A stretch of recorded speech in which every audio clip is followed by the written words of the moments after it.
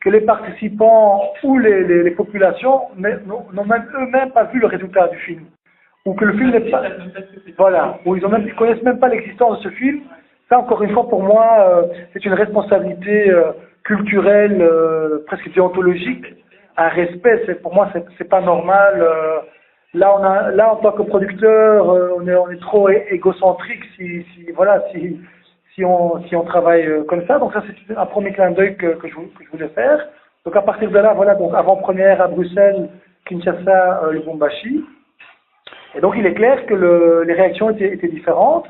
La soirée la plus chouette et la plus amusante, c'était à Kinshasa. Parce que finalement, les Quinois et les Quinoises, il y avait beaucoup de... La salle était majoritairement... voilà, le public était majoritairement Quinois et Quinoises. Il y avait quelques on va dire, blancs, entre guillemets, dans la salle, des Mundélés. Et en fait, les Mundélés, ils comprennent pas les subtilités, les clins d'œil. Et parce que finalement, le Lingala est une langue assez particulière. Le Lingala, les Quinois et les Quinoises, à travers le Lingala, ils peuvent faire beaucoup de choses. C'est une langue très vivante. Et bon, pour moi, beaucoup de subtilité, on peut faire, et c'est ça aussi l'expression Bokate, parce qu'en Lingala, c'est très difficile de l'expliquer, de le traduire dans une autre langue. Et donc dans le film, il y a beaucoup de petits clins d'œil au niveau linguistique, au niveau de certaines scènes et certains personnages. Et donc à Kinshasa, la salle a beaucoup ri, à Lubumbashi moins, parce que les Louchois, ben voilà, c'est pas des Quinois et des Quinoises. Les Congolais vont me comprendre que c'est quand même des mentalités très différentes qu'on trouve au Katanga que par exemple à Kinshasa. Et à Bruxelles, ben, comme le public était majoritairement, on va dire, belge, il y avait quelques Congolais dans la salle, heureusement, mais pas beaucoup. Et là, effectivement, les Belges, peut-être un peu plus complexés par rapport à ça. Il y a peut-être le post-colonial qui joue aussi. Finalement, des fois, ils ne savent pas trop. Est-ce qu'on peut rire? Est-ce qu'on peut pas rire? Voilà. Je pense qu'ils sont un peu perdus. Ça fait aussi un peu miroir, peut-être. Et j'ai remarqué qu'à Kinshasa, l'ambiance était beaucoup plus décomplexée, beaucoup plus relaxe. Et ça m'a quand même fort frappé, et j'en suis très content aussi, parce que j'avais peut-être un peu peur pour la première projection à Kinshasa, parce qu'en même temps, voilà, j'ai beaucoup d'amis congolais, et je sais que ça va être très critique, et ils pouvaient très bien ne pas aimer le film et me le dire d'une manière très sec. Mais je suis content qu'après il y a débat, il y a toujours des gens qui aiment, qui n'aiment pas, mais je suis content qu'il y a quand même beaucoup de Congolais qui aiment bien, même s'ils ont des petites remarques et des petites suggestions. Hein, mais voilà, toute personne concernée s'exprime et finalement rajoute des petits commentaires. Je trouve que c'est une bonne chose. Bon, après, il y a toujours quelques personnes qui n'aiment pas. Je pense que la plus grande critique que j'ai reçue partout, aussi bien au Congo qu'en Belgique, par rapport aux amis congolais, c'était vous traitez la problématique des koulounas. Pourquoi vous n'avez pas parlé des koulounas en cravate? Et je trouve ça c'est une belle métaphore pour dire en fait pourquoi vous n'avez pas traité voilà, de la mauvaise pourquoi, parce que le fait qu'il n'y a toujours pas une bonne gouvernance ou que la gouvernance pourrait être meilleure, que la gestion au niveau peut-être on va dire politique entre guillemets, qu'il y a encore un grand travail à faire à ce niveau-là. Pourquoi est-ce que dans le film, en évoquant les problèmes, vous pointez pas vraiment la politique du doigt? Ça peut être une critique qui revient un peu partout. Et là, bon voilà, nous en tant qu'artistes, on voulait pas prendre ce rôle sur nous. C'était pas ça l'objectif de ce film-là. C'est d'abord un film culturel avant d'être un film politique. Mais à travers, en même temps, à travers la culture, il y a toujours un petit clin d'œil politique qu'on fait. Il y a des subtilités par-ci par-là, et à chacun de les voir ou de pas les voir, de les entendre ou de pas les entendre.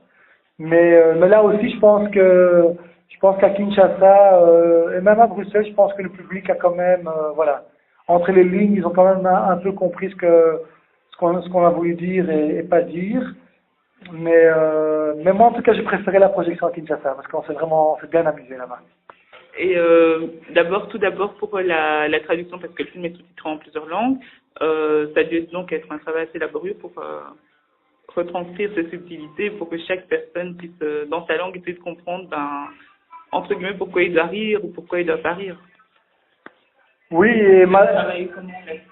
ça malheureusement, c'est toujours un travail inachevé et qui reste subjectif, parce que vous pouvez faire traduire un texte par 10 traducteurs et vous allez avoir 10 textes différents.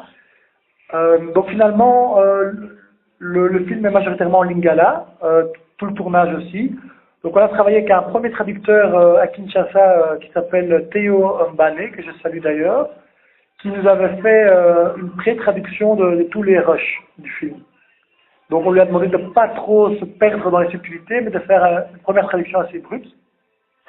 Et dans un deuxième temps, quand on avait terminé le premier montage du film, là maintenant, ici à Bruxelles, on a travaillé avec Bienvenue Séné, que certains de l'ASBL Mabiki, édition Mabiki, que certaines personnes vont certainement connaître. Et en fait, effectivement, on a passé beaucoup de temps à... Donc c'est lui qui a finalement fait la traduction finale du lingala vers le français. Donc le master s'est traduit vers le français d'abord. Et là, on a eu beaucoup de discussions sur le sens et le non-sens de certains mots, de certaines expressions. Et en plus de ça, le problème, quand on fait un travail de sous-titrage au niveau du cinéma et du film, c'est qu'on est limité au niveau du rythme et de l'espace et des mots. Donc il y avait d'une part la question de qu'est-ce que ce personnage veut vraiment dire dans cette scène-ci, dans l'esprit quinois, dans l'esprit quinoise, mais en même temps, il fallait aussi peut-être le réécrire ou le retraduire pour pouvoir le mettre sur un écran de projection et que les gens puissent lire dans les délais, dans le rythme du film, le texte. Et donc du coup, on retravaille et on déforme de toute façon ce que les gens disent, les dialogues du film. Et après, du master en français, on traduit maintenant vers le néerlandais, vers l'anglais et vers l'italien. Et alors, ce qu'on a fait aussi, un petit clin d'œil justement pour la diffusion à Kinshasa, comme il y avait certains personnages, on va dire des gens, peut-être des directeurs et des ingénieurs, c'est ça, les gens qui vont voir le film vont vite comprendre à qui je réfère. Eux, eux par exemple, ils ont refusé de parler en lingala parce qu'ils ont fait des, voilà, je pense qu'ils ont fait des études universitaires peut-être en Europe, ou peut-être que pour eux, c'est peut-être plus correct, où ils avaient envie de s'exprimer en français, pas en lingala. Et là, ce qu'on a fait, c'est qu'on a traduit, on a sous-titré en lingala. Donc comme ça, c'est plus symbolique qu'autre chose, mais donc du coup sur le DVD qui va être disponible bientôt par le site kinshasambokate.cd, vous allez voir sur le DVD qui a sur le menu, il y a un bouton version sous-titrée en lingala. Et je pense que ça se fait pas souvent, je pense que c'est une des premières fois, parce qu'en général à la télévision à Kinshasa, on sous-titre rarement. On fait comment on appelle ça? Ils traduisent en simultané comme en France. Et donc on trouve ça, et ça aussi avec Bienvenue qu'on a fait ça. Donc on a fait des sous-titrages en lingala. Ça c'est assez amusant. Tout à l'heure, nous parlions des coulonnants en cravate. À la sortie du film, est-ce que vous avez eu des retours justement de ce gouvernement que vous n'avez pas trop pointé du doigt, ou des représentants, ou des demandes de censure, ou peut-être des remarques sur votre travail? De toute façon, je pense que à partir du moment où on fait un travail dans des contextes où il y a des défis, où il y a des choses à faire, et là je ne parle pas seulement de Kinshasa ou du Congo, de l'Afrique, je pense que si je fais un film social à Bruxelles, sur certains quartiers reculés, ou sur certains groupes de population qui sont obligés ou qui ont beaucoup de difficultés à trouver une place dans la société, et à Bruxelles on a ces réalités aussi. À partir du moment qu'on traite certaines réalités sociales et ou culturelles, il y a toujours une dimension politique qui n'est pas loin, parce que finalement, quand on est touché par quelque chose, quand il y a quelque chose qui qui nous réveille ou qui nous bouscule ou qui nous provoque, ben on se dit comment est-ce possible, qui est responsable. Et donc assez rapidement, ben voilà, les politiques de manière générale ont toujours une responsabilité. Et ça fait partie du métier du politicien. Ben voilà, il est responsable pour une série de choses au niveau de la gestion et de la bonne gouvernance, ben voilà, de nos villes, de nos villages, de nos pays. Donc c'est normal que quand on fait un film dans la cité, sur la cité de Kinshasa, avec certaines difficultés et avec beaucoup de choses à faire dans le futur, ben voilà, logiquement, on se demande, ben, finalement, c'est la faute à qui, qu'est-ce qu'on peut y faire. Donc il y a une dimension politique. J'ai pas trop envie de rentrer, j'ai pas trop envie de pointer des gens des doigts. On va dire qu'il y a des bons politiciens aussi, parce qu'il y a le niveau communal, il y a le niveau local, il y a des chefs de quartier, donc et ça va jusqu'au gouverneur et à la présidence. Donc il y a plusieurs niveaux. Quand on dit politique, je pense pas qu'à un président, je pense aussi voilà, aux chefs de quartier et aux gens qui travaillent à un niveau plus proche des populations. Et on trouve toujours des gens qui sont de bonne volonté et qui essaient de faire quelque chose. Et puis il y en a d'autres qui foutent rien ou qui pourraient faire plus. Et donc effectivement, quand on fait un film comme celui-ci où il y a souvent débat après, dans le débat, c'est toujours une dimension qui est abordée. Et voilà. Mais encore une fois, je pense que c'est au spectateur de prendre un point de vue ou de prendre position. Je pense que moi, en tant que producteur, réalisateur, on va dire modeste, ben voilà, c'est pas à moi de faire des grands discours politiques. Mais le gouvernement, vous n'avez pas eu de retour, quoi, ni positif ni négatif, d'autorité, on va dire, plus élevé qu'un chef de quartier.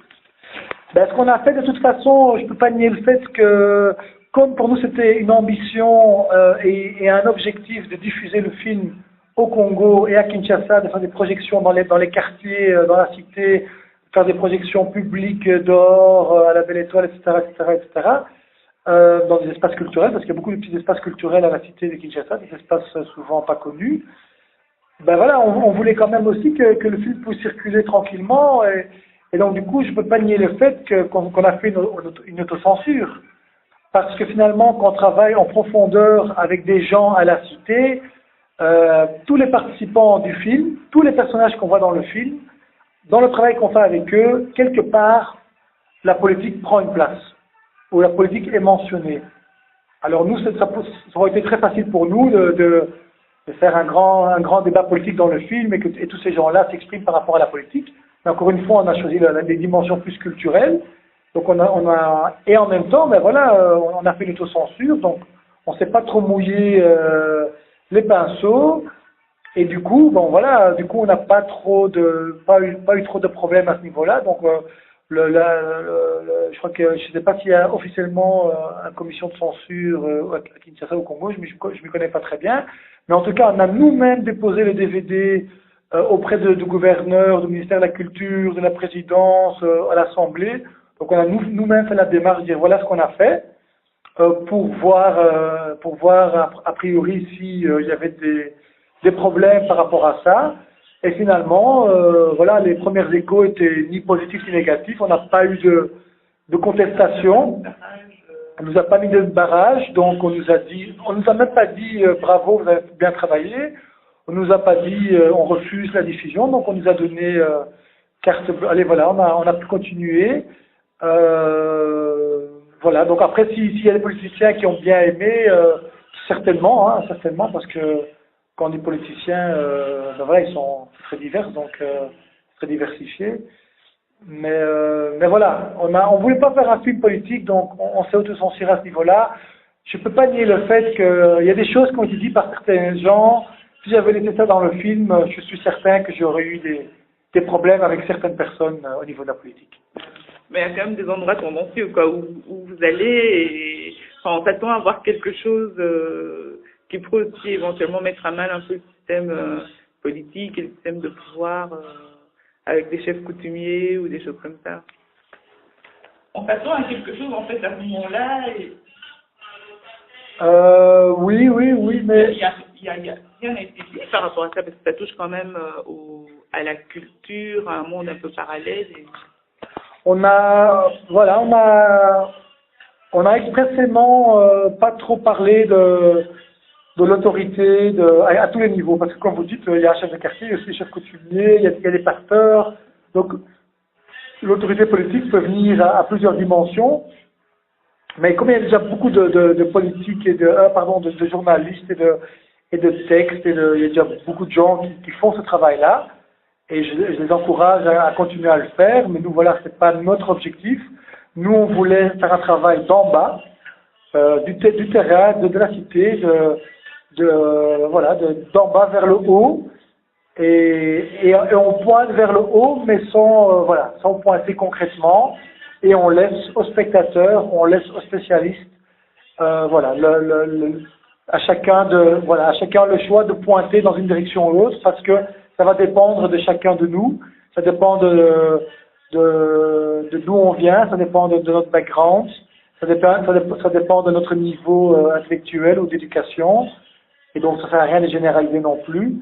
Mais nous, c'est pas ça. Nous, on voulait vraiment travailler sur le terrain, en bas, être dans la cité, voyager à travers cette cité, et après, les problèmes, ils sont nombreux, les responsables, ils sont nombreux, et on voulait pas se perdre dans ce discours-là, et en plus de ça, faire un 52 minutes. Ben voilà, on peut pas tout dire, on peut pas tout faire, donc il faut faire des choix, et dans ce cas-ci, c'est aussi un choix artistique. Justement, le film dure 52 minutes, donc du début à la fin, on est vraiment pris dans la dynamique, dans le film, dans les personnages, dans ce qu'ils ont à raconter, et ça va très vite.